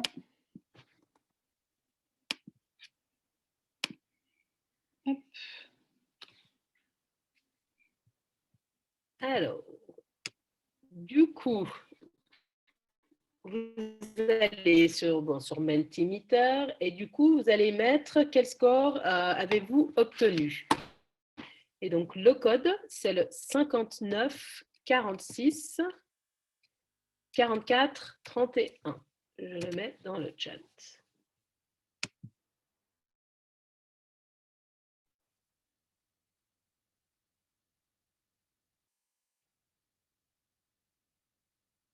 Il y en a qui ont 2, 0, 1. C'est bien réparti, c'est une vraie population parfaite. Qui est la majorité en 3 et 4. Ah ouais. Très bien. 21 personnes qui ont participé sur les 40 et quelques. 46, vous êtes. Déjà, merci d'être là. Est-ce que quelqu'un d'autre aimerait partager encore? On a demandé un petit peu plus de temps. OK. 5, c'est déjà super bien, mais on n'a pas eu de 6. Hein. Je crois qu'il y a une seule fois, on a eu un 6. C'est vrai, c'est vrai. Tout à fait. Tout à fait. Il y a 15% qui ont eu 0. Donc, ce serait intéressant de savoir que se passe-t-il et comment est-ce que vous faites? Des questions que vous pouvez vous poser. Bon, si vous ne faites pas du tout de collecte de fonds, donc ça s'expliquerait, mais si vous en faites, comment vous arrivez à faire vos activités de collecte de fonds sans pouvoir avoir ces éléments?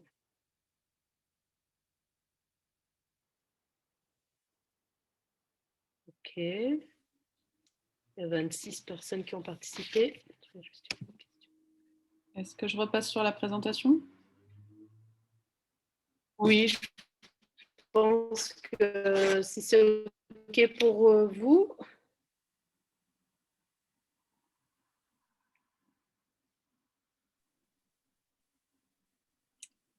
Et voilà.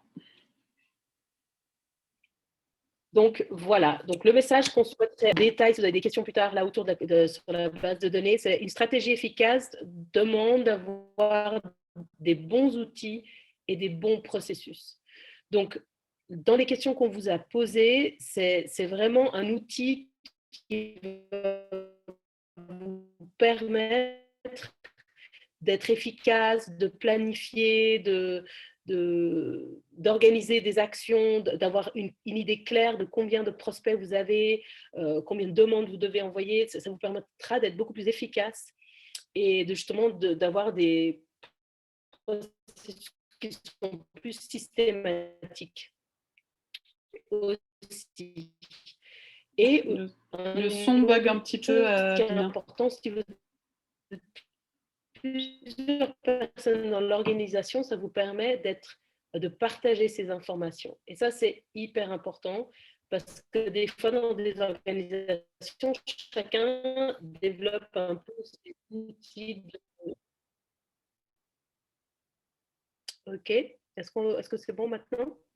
Alors juste peut-être, est-ce que tu peux répéter le dernier point qui est important bon, parce que le son n'était pas très très bon. Ah. Ou est-ce que D'accord. C'était l'importance d'avoir des outils qui permettent de partager. Tu m'entends pas? Vas-y, Émilie. Ok, donc c'était donc le dernier point d'Abina, si jamais pour ceux qui n'ont pas très bien entendu, c'était de l'importance de vraiment pouvoir partager les informations que vous avez sur les différentes relations que vous entretenez avec vos bailleurs, aussi sur toutes les recherches que vous faites. Ça va être particulièrement important. J'ai même envie de dire presque pas plus important, mais en tout cas aussi important même pour les petites organisations qui travaillent à base bénévole, parce que là, vous allez avoir aussi beaucoup de turnover. Vous allez avoir beaucoup de personnes qui passent, qui repartent et tout ça. Et c'est vraiment important d'avoir des endroits, en tout cas un endroit où vous conservez toutes les informations, toutes les recherches qui ont été faites. Ça évite en fait d'avoir des personnes qui reviennent derrière et puis qui fassent encore les mêmes recherches sur les mêmes fondations et de perdre du temps en fait comme ça. Il y a vraiment beaucoup de temps qui est perdu à ce niveau-là quand il n'y a pas un bon outil, un bon processus pour assurer que vous conservez vraiment toutes ces informations.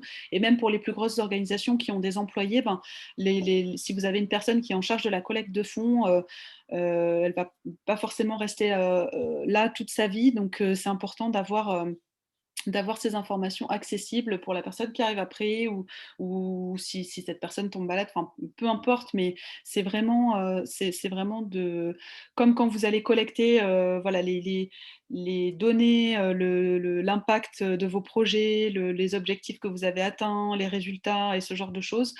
C'est important de pouvoir collecter aussi vraiment les informations sur vos activités de collecte de fonds pour assurer que rien ne se perd et puis surtout de ne pas refaire encore et encore la même chose et surtout les mêmes recherches. C'est là où vous allez vraiment perdre du temps pour rien.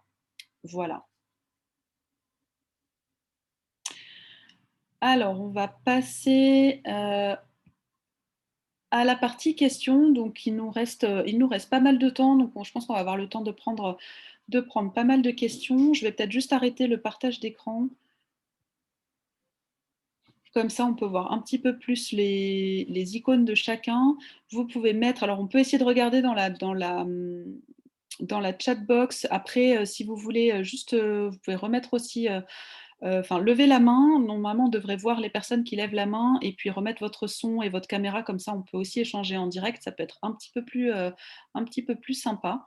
Et puis, si vous préférez par la chat box, à ce moment-là, on peut aussi essayer de prendre par ce biais-là, mais s'il y a beaucoup de questions, ça risque d'être un peu difficile à suivre. Donc, à vous de nous faire un petit retour, d'en profiter pour poser vos questions, et puis on a à peu près tous les noms, donc on pourra dire à quel moment vous pouvez vous lancer. Voilà, Piabina, j'espère que tu arriveras à nous parler. Ouais.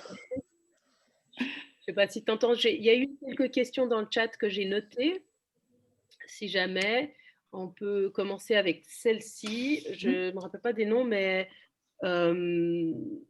alors la question c'était autour de est-ce que les donateurs ne se lassent pas après avoir donné plusieurs fois? Donc ça, c'était une question. On peut commencer par celle-là. Tu veux y aller, Émilie, ou Yves, comme tu veux. Oui. Ça, Alors, c'était une question. oui. Ok. Alors, effectivement, il peut y avoir, enfin, c'est comme dans tous les domaines de la vie, j'ai envie de dire, et comme tout le monde, hein, il peut y avoir forcément une certaine lassitude au bout d'un moment. C'est là où tout dépend aussi de la relation que vous allez créer avec cette personne. S'il y a un vrai échange, s'il y a une vraie mutualisation, s'il y a une vraie collaboration aussi, c'est important parfois, quand il y a vraiment cet échange-là, de pouvoir demander à ce donateur qui vous donne depuis longtemps qu'est-ce qui l'intéresse, est-ce qu'il a des idées, comment est-ce qu'il voit l'évolution de votre organisation, enfin, d'essayer d'aller creuser un petit peu la relation. Après, oui, c'est sûr que forcément, ça arrivera qu'à un moment donné, vous perdez un donateur parce que peut-être ça fait 2 ans, 3 ans, 5 ans, 10 ans qu'il donne et puis que à un moment donné, il ne peut plus ou il n'a plus envie ou il veut juste changer de cause. C'est là où c'est important d'avoir une base de donateurs qui soit diversifiée. Et surtout de ne pas se reposer surtout si vous en avez un gros, ça arrive là, on a un client notamment qui a un donateur qui est important, qui finance, je pense, quasiment la moitié du budget annuel. Là, ça va être nécessaire de diversifier parce que le moment où cette personne arrête, ça veut dire qu'il y a la moitié du budget annuel qui tombe et du coup, la moitié des activités qui tombent avec. Donc voilà, ça peut arriver. Après, c'est là où il faut en tout cas l'envie de créer cette relation pour assurer que la personne va rester le plus possible, mais vous ne pourrez pas forcément les retenir éternellement. Tout à fait, tout à fait. Pour ajouter là-dessus aussi, c'est vrai que, comme Émilie a dit, si vous êtes en conversation, vous pouvez demander à la personne combien de temps ils sont prêts aussi à vous financer. Et puis, la solution de la diversification, comme on vous a expliqué tout à l'heure, dans les différents segments, il faut avoir différents segments, des petits, des grands, des moyens. Pour ceux qui ne connaissent pas la collecte de fonds, diversifier, c'est vraiment d'avoir différentes tailles de donateurs et aussi un nombre différent, plusieurs nombres. Donc, s'il y en a un qui se retire, et l'idée, c'est pas d'avoir un trop gros pourcentage, comme Émilie, elle a dit, tout basé sur une personne de votre budget. Si vous voyez qu'une personne couvre 60% de votre budget, cette personne, elle part, il reste plus que 40. Donc, c'est un petit peu de regarder les différentes répartitions des fonds en pourcentage. Et si on perd 3-4 petits donateurs, c'est pas très grave, en fait. Voilà. Il y avait une autre question, donc en envoyant la lettre de remerciement, est-ce qu'on envoie le bulletin de versement avec? Alors, comment dire? Je vais y aller. En gros, quand on remercie, c'est important de rien demander. Donc c'est vraiment se prendre le temps, c'est comme toutes les phases qu'on avait expliquées, il y a un temps, il y a vraiment un temps. Donc une fois qu'on a reçu l'argent, on doit les reconnaître d'une manière ou d'une autre, si c'est dans un rapport annuel, sur un site internet, ou ça dépend, il y a des personnes qui ont des conventions très claires sur comment on les reconnaît, on les remercie, donc avec des lettres, un téléphone, tout dépend, et on va montrer l'impact de l'argent. On va prendre le temps de leur dire, voilà ce qu'on a fait avec notre argent. Alors, si quand on reçoit droit derrière, on leur dit merci beaucoup, voilà, on aimerait la prochaine somme, la personne, elle sera peut-être assommée en se disant waouh, extraordinaire, ils n'ont même pas envoyé l'argent. Après, c'est vrai que ça peut se faire avec certains petits dons, mais je pense que c'est bien d'avoir un temps. C'est vraiment important de donner un temps pour dire merci et juste dire merci, de laisser infuser. Donc voilà. Après, Émilie, il y avait une Bénin, bonjour, oui. C'est Fitore qui a posé cette question. Oui. Je m'excuse, j'ai fait un peu provocatif parce que j'ai travaillé dans l'international et ça ne se faisait pas. Et maintenant, depuis très peu de temps, j'ai fait dans les associations genevoises et j'ai vu que ça se fait en fait. Et c'est quelque chose que moi, personnellement, ça m'a choqué, mais visiblement, c'est quelque chose qui est beaucoup apprécié par les donateurs d'envoyer donc aussi le bulletin de versement attaché à la lettre de remerciement. Et donc, c'est quelque chose que je voulais aussi poser de façon générale au forum, en fait, et de savoir quel est le trend, parce que pour moi, c'est effectivement, après, ça dépend, mais peut-être ça dépend de gros donateurs, comme tu dis, ou de petits donateurs. Mais c'est une tendance, alors peut-être c'est pas généralisé, mais voilà, c'était quelque chose qu'en plus, dans l'association pour laquelle je donne un coup de main, donc ça a été même un gros débat, en fait. Donc voilà, ça me fait plaisir. Merci, en tout cas. Moi, je dirais merci pour la question. Effectivement, chaque organisation a sa façon de faire. Si ça fonctionne, tant mieux. En général, on a vu que, voilà, en tout cas dans mon expérience à moi, après Émilie, elle pourra aussi dire pour elle, le temps de remercier, c'est on remercie. Voilà. Donc, mais je pense qu'il y a d'autres façons de faire et voilà, il n'y a pas qu'une façon juste. Et si ça fonctionne pour cette organisation, bah, faut pas arrêter quelque chose qui fonctionne. Oui, je te rejoins, moi, Bina, j'ai pas vu de tendance qui allait dans ce sens-là. Après, effectivement, dans un contexte particulier, avec voilà, peut-être que ça a été une habitude qui a été mise en place par cette association et du coup, ça marche bien et c'est pas choquant. Pourquoi pas? Après, c'est vrai que moi, j'ai pas vu de trend. Enfin, c'est effectivement le temps de remercier est quand même assez important. Sinon, là, pour le coup, moi, l'impression que j'en ai, mais qui est très personnelle, c'est que ça fait vraiment très, très bancomat, quoi. C'est, ah bah, vous venez de donner, paf, vous redonnez, vous redonnez. Donc, voilà, à jauger selon le contexte. Il y avait Fatima qui avait levé la main. Oui, merci de me donner la parole. Alors, j'ai un peu d'expérience et je suis dans un processus de recherche de fonds et j'ai 2-3 questions, mais vous pouvez choisir à laquelle vous répondez. Alors déjà, comme le sujet est un peu sensible, moi, je me suis aperçue en faisant des recherches sur les fondations que bon, alors à Genève, j'ai fait cela et comme il y avait la crise, on avait accès en ligne à la chambre de commerce parce que moi, ça m'intéressait de savoir comment les fondations avaient fait leur fortune parce que je travaille par exemple sur le changement climatique et je voulais pas faire demander à des associations qui avaient des comportements non respectueux avec la nature.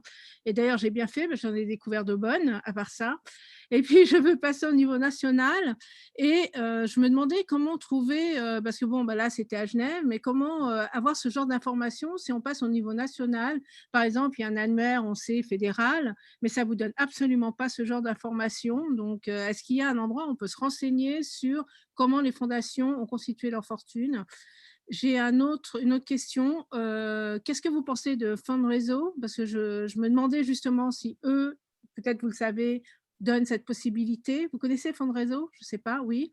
Et j'en profite aussi, si vous connaissez, pour vous demander, j'ai fait un mail hier, mais je n'ai pas encore de réponse, si on s'inscrit à ce système, s'ils donnent des adresses e-mail, hein, parce que le problème, c'est de trouver les adresses e-mail de toutes ces fondations si on ne veut pas faire un mailing.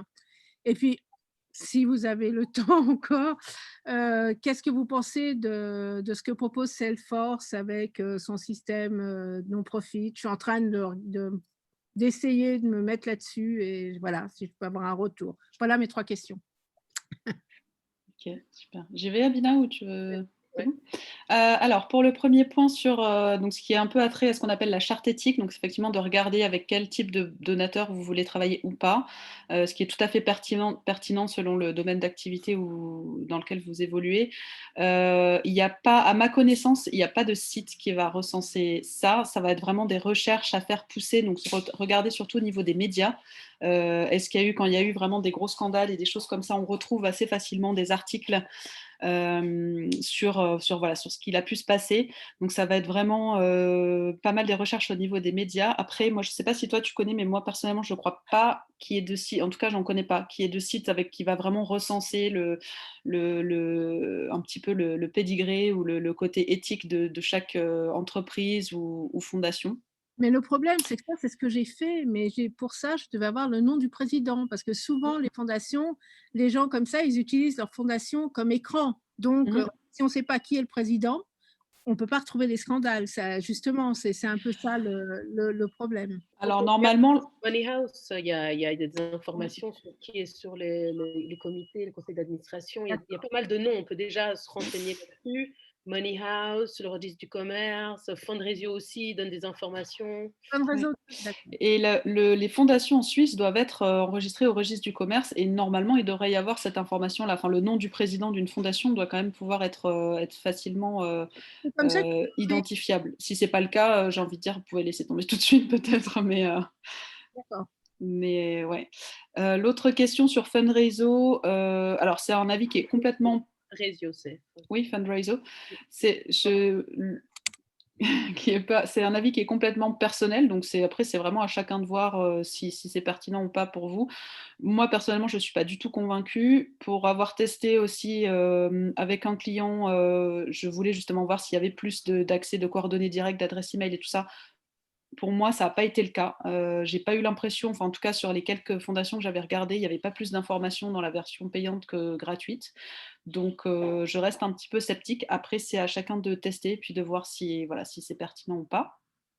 Je peux me Et permettre, oui, pardon, vas-y. je veux juste rajouter, effectivement, tous ces sites payants sont très intéressants, mais il y a aussi d'autres manières, par exemple, de faire du benchmarking avec d'autres organisations. Ça peut donner une richesse d'informations sur les bailleurs, les bailleurs qui sont en train de soutenir des causes similaires à la vôtre.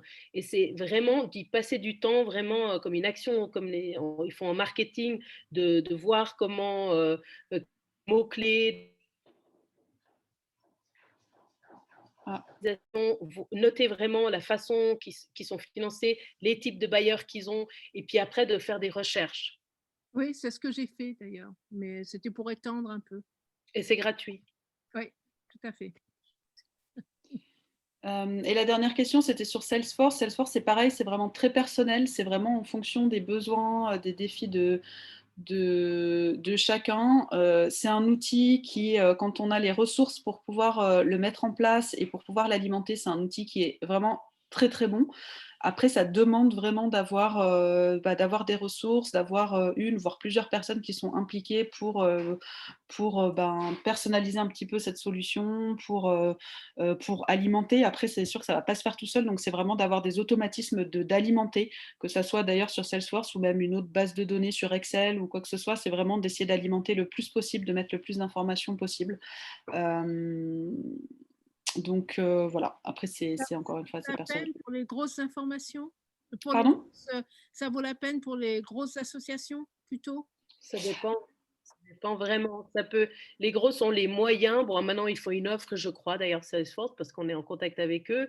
Mais je pense, effectivement, ce qu'elle dit, Émilie, c'est d'avoir les gens qui vont l'alimenter, qui comprennent aussi la technique, parce que ça va générer des statistiques, on pourra sortir des listes, savoir ce dont on a besoin. Donc, nous, quand on fait nos ateliers, on propose un template sur Excel qui fonctionne très bien. On a les deux travaillé sur des systèmes comme ça, donc Émilie avec Salesforce, moi avec Razor's Edge. Et du coup, on a repris des éléments de ça et ça fonctionne assez bien sur Excel. Et puis après, il faut voir ce qu'on a envie de faire avec. Dans Salesforce, effectivement, on peut faire des pyramides, on peut extraire des informations, sortir des prospects. Mais d'abord, il faut être au clair sur ce dont on a besoin. Parce que si on vous donne quelque chose qui n'est pas customisé, ça ne va pas répondre à vos besoins clairs. Donc moi, je dirais vraiment d'abord être au clair ce qu'on veut, qu'est-ce qu'on veut, est-ce qu'on connaît déjà nos 4 catégories de donateurs, est-ce qu'on a des segments, est-ce qu'on veut les mettre dedans. Toute cette réflexion d'abord pour que l'outil fonctionne pour nous. Donc moi, je dirais vraiment d'être au clair sur ce qu'on veut. Et donc, c'est une vraie conversation pour chacun. Voilà. Merci beaucoup. Il y a Merci. Marie. Ouais, merci. Oui. Il y a Il y avait- Marie. Pardon. Oui. Oui, bonjour. Merci en tout cas pour la présentation. C'était très clair et concret. C'est ça souvent qui nous manque aux plus petites organisations. Donc, merci pour ça. Moi, j'avais 2 questions, mais une assez rapide. C'était en suivant justement tout ce qui était base de données comme ça. Pour une association ou plusieurs associations, soit assez nouvelles, assez jeunes, Excel, ça peut suffire, j'imagine. Encore une fois, ça dépend de nos besoins et tout ça. Mais c'était pour voir s'il y avait d'autres choses, d'autres solutions gratuites, peut-être pour qui existent, si vous en avez à recommander. Et l'autre question, je la pose déjà et puis vous répondez comme vous voulez. C'était Émilie qui a mentionné Facebook pour des dons. Enfin, moi, j'ai vu même pour moi, pour mon anniversaire, une proposition de faire des dons, mais il n'y a pas la possibilité de choisir des associations en Suisse. Est-ce que c'est vérifié ou pas? Est-ce que vous le savez? Alors, moi, je peux répondre sur Excel. Moi, je pense que Excel, bon, je connais déjà bien Flag 21, hein, la question autour de. Oui, mais il n'y a pas que, justement. Moi, je dirais que ça suffirait vraiment. Les clients avec lesquels on travaille, on leur donne une base de données que nous, on a créée basée sur notre expérience. On peut déjà faire des choses assez sympas. On est même en train de développer des pivot tables, des pivot charts qui vont générer des informations. On peut déjà faire des choses assez sympas.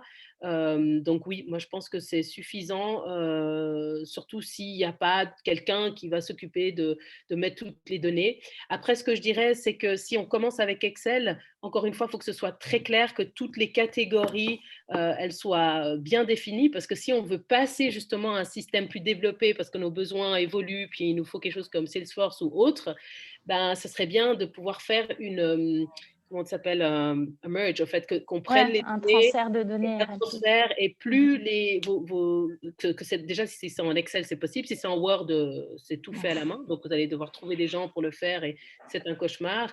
Mais sur Excel, s'il y a un champ quasiment pour chaque élément, ça permet après de l'extraire et puis utiliser ça comme base pour passer à la phase de quelque chose de plus voilà, technique. Donc, ça, c'est un vrai conseil que j'aurais. Si on vous utilise Excel, pensez à bien l'utiliser de cette manière-là. Après, pour Facebook, moi, j'ai entendu qu'il n'y avait pas en Suisse, mais je n'ai pas pratiqué, donc je laisse Émilie répondre là autour. Oui, non, effectivement, c'est possible que cette fonctionnalité-là ne soit pas encore accessible pour la Suisse.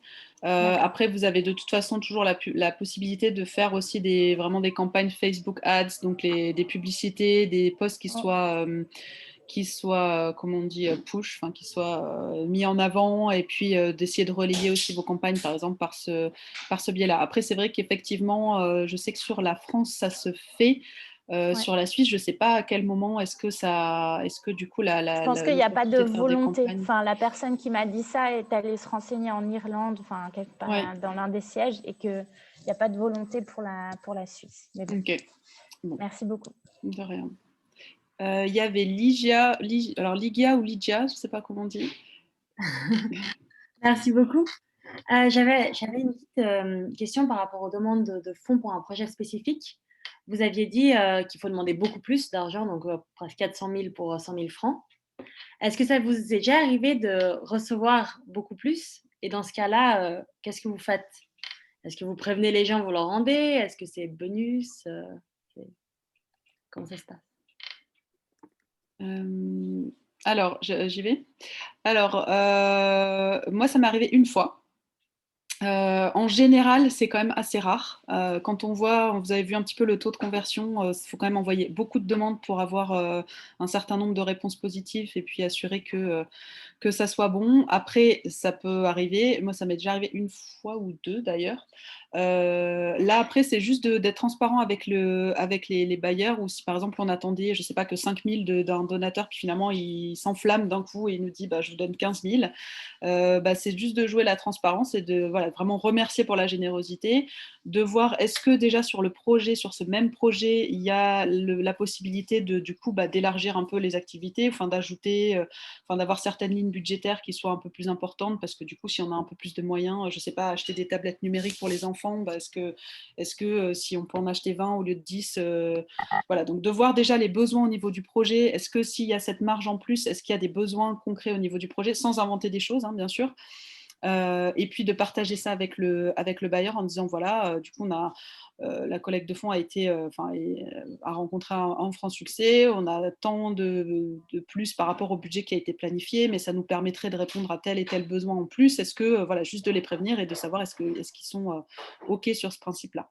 Voilà, si jamais en général ça pose pas de problème, souvent ils vont dire oui. Si vraiment ils disent pas oui, à ce moment-là il faut juste voir est-ce qu'ils veulent investir sur un autre projet, est-ce qu'ils veulent du coup diminuer le montant de la subvention pour vraiment juste matcher ce qui manque. Mais en règle générale ils vont pas dire non. S'il y a des activités en plus, ou des choses qu'on peut faire en plus, c'est quand même assez rare. Ok, merci beaucoup. Il y a Fabienne, qui d'autre? Fatima, je vous laisse passer après, comme ça on laisse peut-être Fabienne poser des questions. Une question. Bonjour. Merci déjà pour la présentation. Vous n'avez pas parlé des supports à envoyer, parce que je suis confrontée à différentes demandes en fait des bailleurs de fonds. Certains veulent des catalogues de projets, d'autres veulent vraiment des présentations globales. Donc, il y a vraiment des formes différentes. Ça demande également beaucoup de travail, parce que chaque demande, alors on le sait, doit être adaptée, mais là, on est vraiment sur des conceptions différentes, et je trouve assez difficile. Est-ce que vous avez des conseils ou des expériences à partager autour des supports que vous envoyez pour les demandes de fonds? Tout à fait. Juste hier, on était dans un atelier et puis on expliquait que pour chaque bailleur, on va leur parler dans leur langage.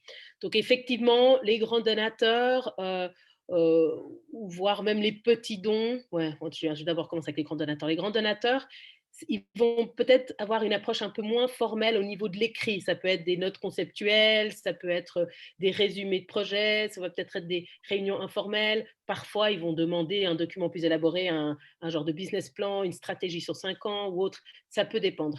Mais on va dire en général, c'est des versions plus courtes du projet. Certains vont peut-être même à travers juste des discussions, ça va être possible. Les petits donateurs, on part aussi là sur ça peut dépendre, hein, mais ça peut être des newsletters, des pitchs, des choses sur lesquelles on incite, on explique comment l'argent va être utilisé, c'est plus informel. Après, on va partir sur les fondations et les institutions, et c'est là, effectivement, au niveau du support, ça prend effectivement du temps. Ce que nous, on conseille en général, on part d'une proposition de projet globale qui aura le projet dedans, en fait.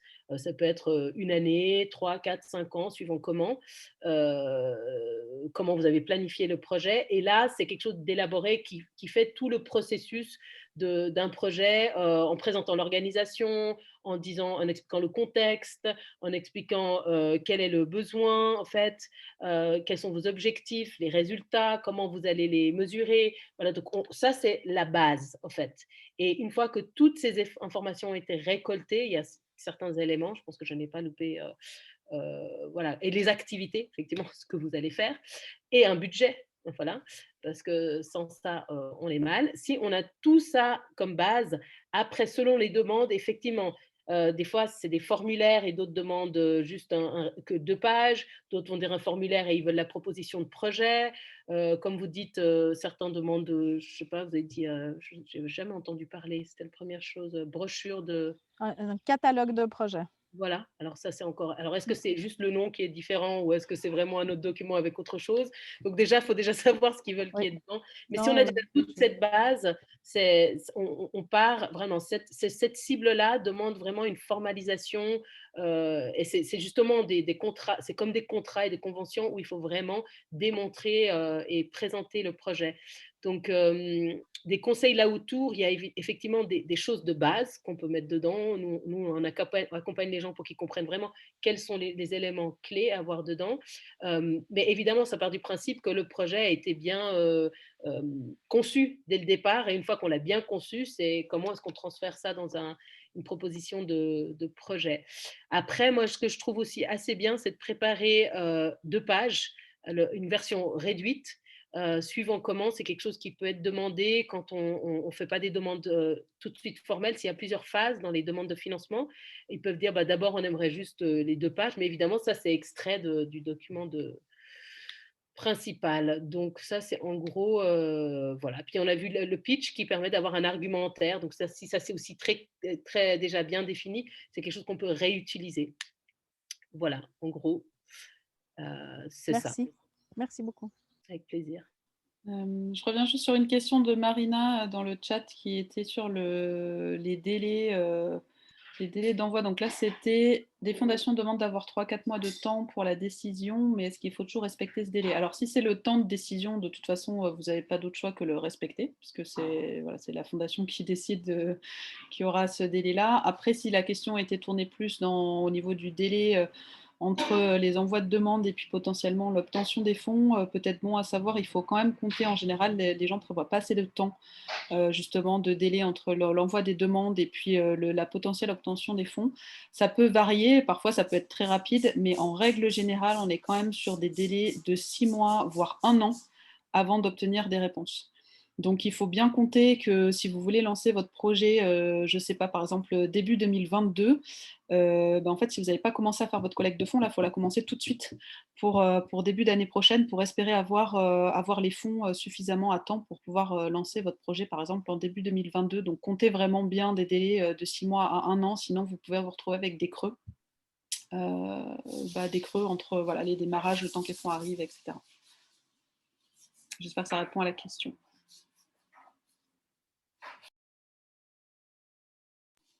Et puis, Abina, tu es en muet.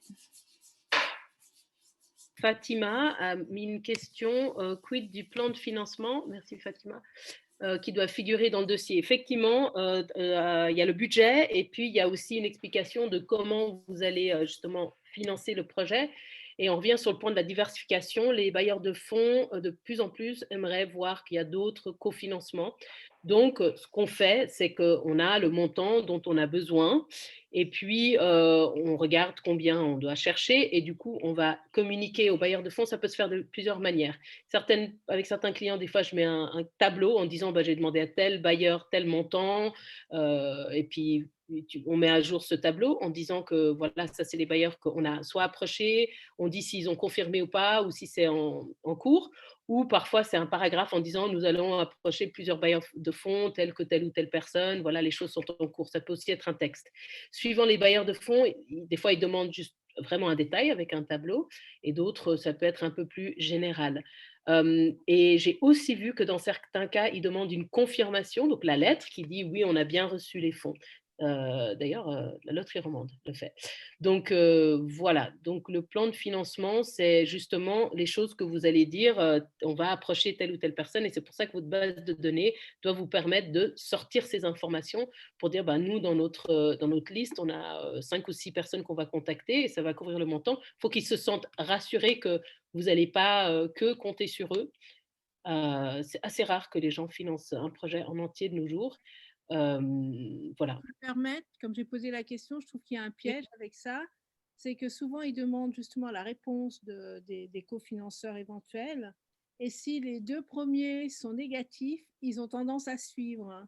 Et moi, j'ai eu un peu ce problème où j'ai pris des risques et j'ai pas pris en compte qu'en fait, et ceux qui, en prenant des risques, par exemple, si vous dites ah mais peut-être que quand même ça va les intéresser, vous faites la demande. Et comme ça ne répond pas aux critères de la fondation, ils vous répondent tout de suite. Et donc, les premières réponses négatives, les premières réponses que vous avez, elles sont négatives. Et après, c'est les réponses que vous envoyez aux autres fondations. Et du coup, ça crée comment dire, un aspect négatif et ça peut poser problème après pour qui finance. Vous voyez ce que je veux dire? Je trouve que c'est très délicat cette histoire de Moi, je ne les mettrais pas, de toute façon. Mais déjà à la base, je ne les mettrais pas. Ceux qu'on a eu le nom, je ne le mettrais pas. Des oui, je le mets, mais le nom, non. Oui, mais vous je dis que les autres sont en cours. Ils demandent vraiment, ils disent veillez nous tenir au courant de l'évolution de toutes vos démarches. Voilà. Moi, je mettrais, après, je ne sais pas comment ce que tu en penses, Émilie, mais moi, je mettrais vraiment ceux qui sont en cours, en cours de demande, voilà, en cours. Parce qu'effectivement, vous allez demander plus d'argent que vous voulez. Et puis, de toute façon, si vous devez faire un tableau, vous allez mettre pour le montant, ça c'est important, vous allez mettre le montant du budget. Donc, j'ai demandé à telle ou telle personne. Et puis, si la personne dit non, vous enlevez ce prospect, vous en remettez un autre en disant, ben voilà, c'est en cours pour le même montant, en fait. Donc, moi, je ne le mettrais pas. Voilà. Moi, j'ai jamais mis non plus les réponses négatives, ça n'a pas d'intérêt puisque le plan de financement, c'est juste de montrer comment est-ce que vous allez trouver tout l'argent suffisant pour mettre en place votre projet. Donc ça fait pas vraiment de sens de mettre ces informations-là. D'accord. Voilà. Carmen. Alors, on ne vous entend pas. Vous êtes en muet encore pour l'instant. Voilà. C'est bon maintenant? Voilà. Oui. Bonjour à tout le monde. Un grand merci pour le temps que vous nous accordez. Moi, j'avais la question suivante. On parle des demandes de fonds pour des projets. Qu'en est-il? Est-ce que vous pensez qu'il est possible, parce qu'il me semble plus difficile d'obtenir des fonds pour, par exemple, le fonctionnement courant de l'association, parce que c'est un peu le nerf de la guerre, c'est-à-dire les frais fixes, loyer, salaire, quand il y a un pourcentage de collaborateurs qui sont salariés. Et j'ai l'impression que c'est plus difficile, qu'il faut toujours penser à des projets. Alors, effectivement, c'est toujours la question un peu phare qui revient et c'est bien normal. Il y a quand même une grosse tendance des bailleurs à vouloir financer des projets sans se poser la question de savoir comment est-ce qu'ils vont être mis en place derrière. Donc, c'est toujours problématique. Il y a plusieurs choses. La première chose, c'est dans la mesure du possible, si vous pouvez diversifier vos sources de financement, c'est bien parce que vous allez avoir tout ce qui va être fondation, bailleur public, vous allez avoir beaucoup plus souvent des fonds dédiés, donc vraiment dédiés à un projet. Tout ce qui va être petits dons, c'est général. Donc si les associations ou ONG qui ont la possibilité de développer des petits dons, ça peut permettre de vraiment soutenir une partie de ces frais de fonctionnement. Après, pour le reste, c'est vraiment important de mettre dans les projets, donc dans les budgets des projets, d'avoir vraiment des lignes. Et ça, on insiste bien parce qu'on voit encore quand même pas mal d'organisations qui ne le font pas forcément ou qui le font juste un tout petit peu, mais qui n'osent pas vraiment, de mettre vraiment les frais dédiés, donc une partie des salaires en fonction, voilà, au niveau du pourcentage par rapport à ce projet-là, mais les salaires dedans, d'avoir vraiment, ça peut être jusqu'à 10 ou 12% de frais administratifs, donc de vraiment inclure tous ces frais-là aussi dans les projets.